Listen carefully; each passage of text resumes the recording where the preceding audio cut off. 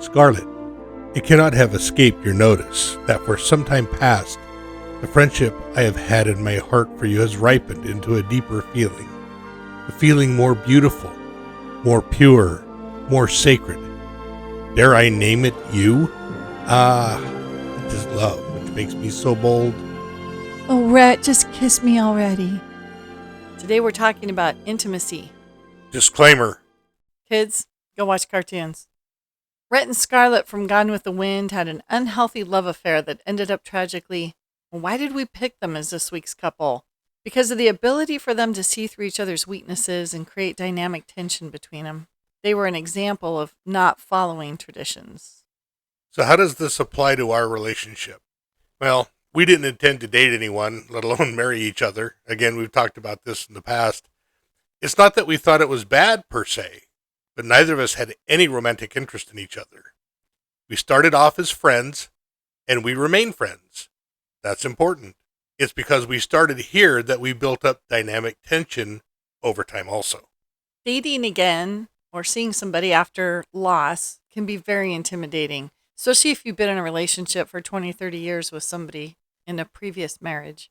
And there's a lot of things that can catch us off guard that we're not prepared for. You know, when we're younger, we can date and try out our skill set and perfect the craft, as it were.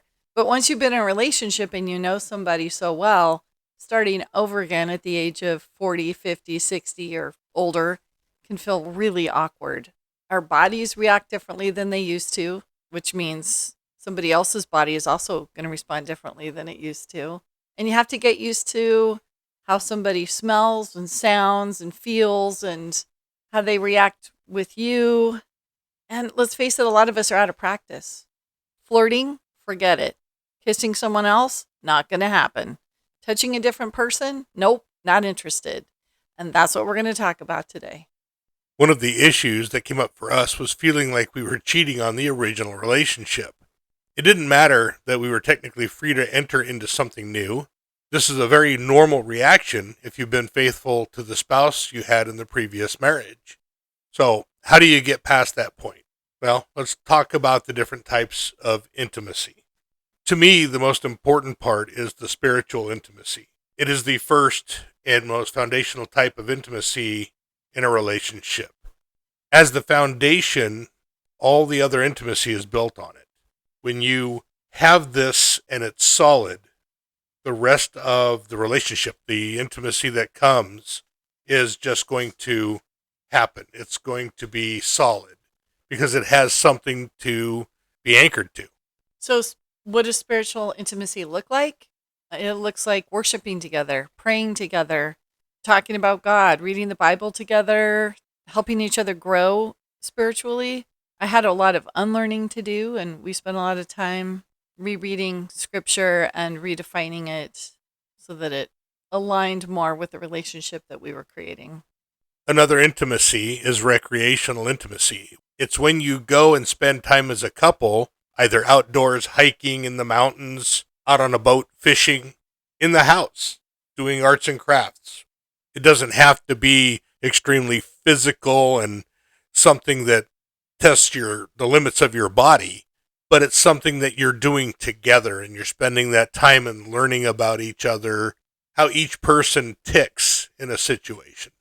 So some of the ways that we did that, we went to the grocery store together. That sounds really boring, but we actually had a lot of fun.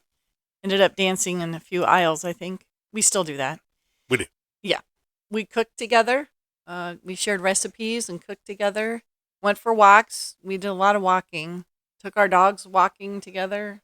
Just spending time in places that felt safe and neutral. You know, we didn't go out to romantic restaurants or do anything like that. We just went to some festivals and things where we could see how each other operated in those situations. I came from a really controlling relationship, so I really tested Rhett on how he was going to respond and handle my decision making and my interactions in these different settings. Yeah, I put this guy through the test for sure. And he passed. Well, Scarlett, you were worth it, for sure. We have an intellectual intimacy. It's a very important part of the relationship. I'm not going to deny that. You have to have in common certain things. This intellectual intimacy is not just about current world events, all of that. It's about understanding the dynamics of a relationship, not just your partner's part, your own part. One of the things that we liked to do before we ever became intimate with each other was listening to music.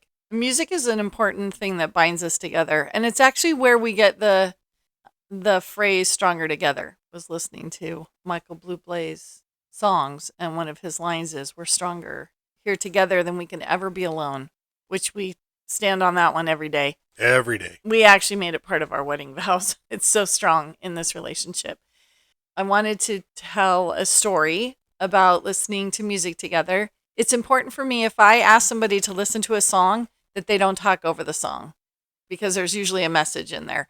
And frankly, we were so afraid of taking our relationship to the next level that we used music a lot to say what we couldn't say. One night we were sitting on opposite couches and just listening to music, and I think we were listening to Journey. I was trying to be cool and, show him that I had a rock and roll side to me, which I do, but it's not nearly as rock and roll as his.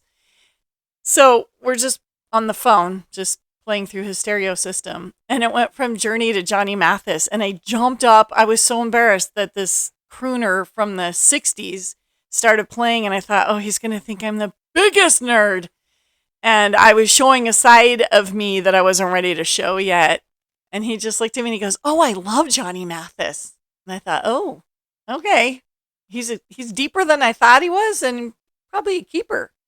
Yeah, not only did I know who it was, but I actually have that song in my playlist as well. So we love our intellectual conversations. We love to hear each other's viewpoint. We definitely do not agree on worldviews and solutions to things, but that just makes this relationship more interesting to me. We definitely don't agree on certain solutions. I'm the hippy dippy, feel good, let's all hold hands, and yeah, I'm a total 1970s hippie. You are not. No, you want to put a flower in the barrel, and I want to make sure the breech is clear so it doesn't malfunction. Right. We always have something to talk about.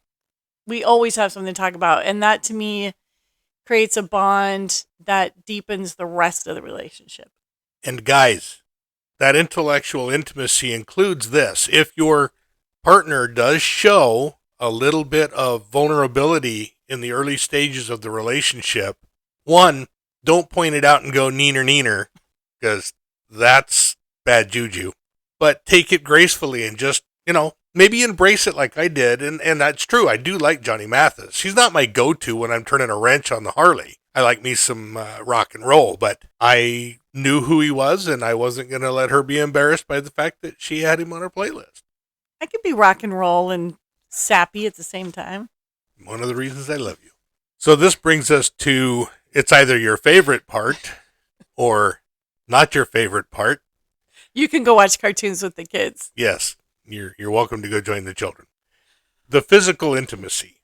So I'm reading from a pastor. His name's Josh Squires. And as he puts it, and it's very well put, this is the domain most people think of when they hear the word intimate.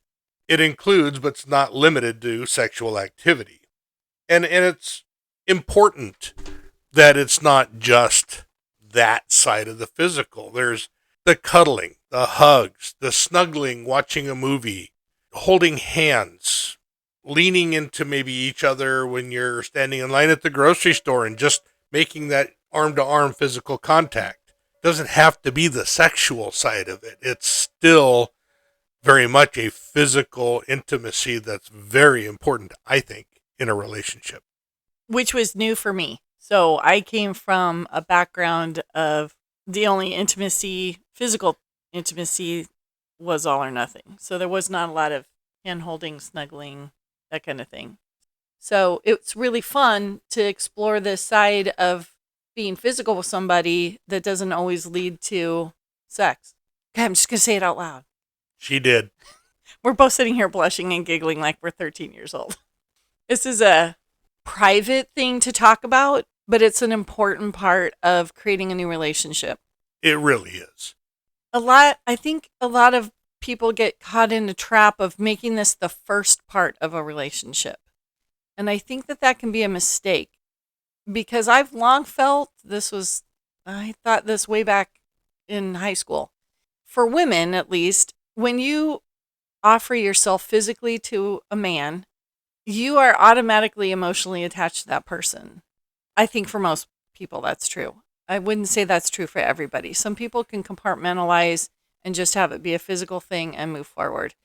But I think for most average people, once you've crossed that breach, you are connected to that person in ways that can be harmful if the rest of the relationship falls apart. And then all you have is a physical relationship. And that's not enough. The relationship has to be built on the intellectual, spiritual, emotional, recreational. It's got to be all of it. Otherwise, all you have is just a booty buddy. I mean, if that's what you want, okay, please be careful. But I don't think that's a healthy foundation for building a long-term relationship. It's really not at all. So let's revisit starting a new relationship and moving into the physical intimacy part. This is not going to be an easy part of the relationship. The rest of it can be fairly easy to move into. This part, I think for a lot of people, can be a tripping point, especially if you've been in a faithful marriage for decades and now you have somebody new to try to get used to. And it's I'm just going to be really honest, it's very weird to touch somebody else when you're used to touching, your previous partner for decades. And now you've got this new person who feels different and breathes differently and smells different and reacts differently and you're reacting differently. And it's not always sparkly. Pheromones are real. Sometimes it's amazing. One of the worries we had, because we had built everything else up in our relationship to a healthy point, I know in the back of our minds, we never did say this out loud to each other till later, but in the back of our minds, we thought, if we take this to the next level, is this going to be like kissing my brother or sister? Ew. Because we were such good friends. I can assure you that was not the case. There were fireworks and sparklers, which we were both really grateful for. I think we might have both sighed a great sigh of relief. I would have been happy being just friends, but I really didn't want to be relegated to the friend zone. Kissing on the cheek and the 3 pats on the back. That's right. Have a good day. So building on these ideas can look different for everyone. Sometimes this growth can take years, as it did with us. Sometimes it's on a fast track, and it might only be a year, and you know exactly where you want to be. And I will tell you this, whether you take 2 years to develop the relationship or 8 months, 9 months, once you're in the relationship, either direction, there is stuff to work on. Hey, you might want to turn the cartoons up a little bit because we're just going to get super real right now. Not that real. Put that away.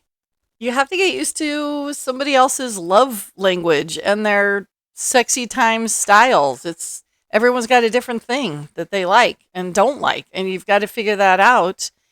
So how do you do that? It's going to be super awkward. Just be honest here. It's not going to be like the romance movies that we love to watch. It's not a Hallmark thing. Oh, you mean you don't actually wake up in the morning and your hair is perfect and your makeup is just flawless? Is that what I look like in the morning? No. No, I look like a raccoon with crazy bedhead and drool marks on my cheek. You usually have the Phyllis Diller hair going on. It's great. I love it. So do you. He doesn't have any hair.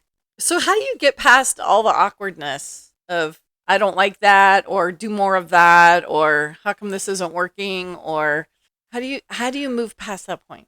It's called being honest. Having that conversation in the moment and respecting each other in it, right? Yeah, which might feel terrifying. If you go in and your expectations are one thing, I guarantee you it's going to be different. You can run into trouble because maybe you're locked in and you're just set on it's going to be this. Well, that's not fair to your partner. Or to yourself. At all.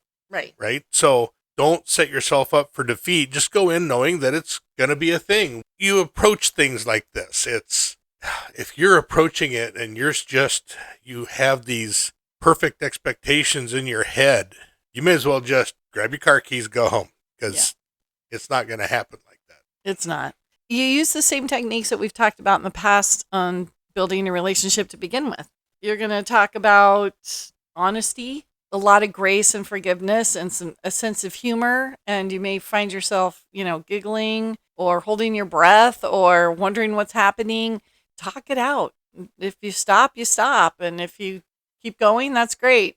You may find yourself crying because that darn grief monster is probably going to show his stupid face again. There's always going to be those memories of the other person that pop in at the most inopportune times. And that's all right too. That's okay. As long as you know that that can happen to you and it can happen to your partner. So a scripture I like that kind of fits this is Psalms 86:15. But you, Lord, are a compassionate and gracious God, slow to anger, abounding in love and faithfulness. When you enter this new relationship, slow to anger, full of grace, full of love, and just see how that unfolds. Getting used to how somebody else shows affection can take a little while. Again, coming from a relationship where that was very used as a manipulation tool, I probably froze up more than the average person. That's never been my comfort zone to begin with. I was always the last 40-year-old virgin or whatever, but so it's never been my comfort zone, especially coming from a relationship where there'd been a lot of damage in that department. It was very difficult for me to relax and move forward and trust somebody. You are at your most vulnerable in this situation. It took me a little while to build up that trust. Well, and it's not just in the bedroom. We would be at the grocery store, and my late wife was about 5'7" and a certain build, and you're getting used to the different physical characteristics of your new partner. And we would be in the grocery store, and it's not uncommon for me to come up behind her and put my hands on her shoulders or on her waist. And one of my big fears, and I only shared this with Scarlett recently, was walking up and doing that to the wrong person with a similar build. Because until you really spend time in this relationship, like now, I could pick her out in the dark with just my nose. Pheromones, guys. Weird. Pheromones. But in that beginning stage, I have to say that was a fear for me was, how do you explain that you've got your hands on a perfect stranger? Yeah, explain it to me and the perfect stranger. And her husband. Yeah, and possibly the store manager. Yeah. It can be very awkward. Yeah, going to be a situation. Yeah, might need ID tags on your back so you know it's the right person. Right. That's a hilarious story. It's real, and it can happen. Or maybe, in the throes of passion, you call somebody the wrong name. It's possible. You've got years, decades of those tracks in your brain. It may happen. I mean, thankfully, it hasn't happened to us. Not out loud, anyway. Work through these things. So, honest communication, grace and patience, understanding, openness, and never underestimate the importance of body language, per Ursula from Little Mermaid. Also, don't assume things. I am not an assumer, and that may contribute to how slow a relationship moves, but that's just a part of who I am. Yeah, I did have to change my approach on the physical part of things. Going from being the prey to the initiator was a shift for me. It was a happy shift, but I didn't know I needed to shift for a while. So we kind of cruised in neutral for a little bit. Yeah, the phrase, it's not you, it's me, it's real. So again, communication helps. So on the other hand, you don't have to have a physical relationship with somebody to be in a really healthy, good relationship. If you aren't there, don't force it. It's perfectly fine to have all the other platforms built up and just have a really great emotional, spiritual connection with somebody. There are no rules that says you have to be physically attracted or in a relationship that way with somebody. No, but if it does go that way, those other intimacies, those other platforms, the better they are, the better the relationship is going to be. It's true. There is something to having a healthy physical relationship that builds everything else up. So thank you for listening to this really awkward, this is probably the most difficult one we've done. We only blushed 16 times and giggled a lot. It's like a pastor preaching on tithing or revelation. They approach the pulpit with much trepidation. But thanks for hanging out with us. The kids can come out from the cartoons if they want to now. If you're in a relationship, go kiss that person. Maybe the fireworks are still there. If they're not, then go make some fireworks happen. So next week, we're going to talk with Luke and Lorelai from Gilmore Girls. And we're talking about afraid to love again. What are you afraid of? We'd like to thank Rhett and Scarlett for being with us tonight. Frankly, Scarlett, I've had a great time. And I did give a damn. Yes, always. Hey, Luke, it's been a long day. I need a giant cup of coffee and a big, juicy cheeseburger. Lorelei, you know that stuff will kill you. But okay, here you go. Dang, he's cute, even when he's scary. I really wish you wouldn't eat like that. I wish you'd pay your tab.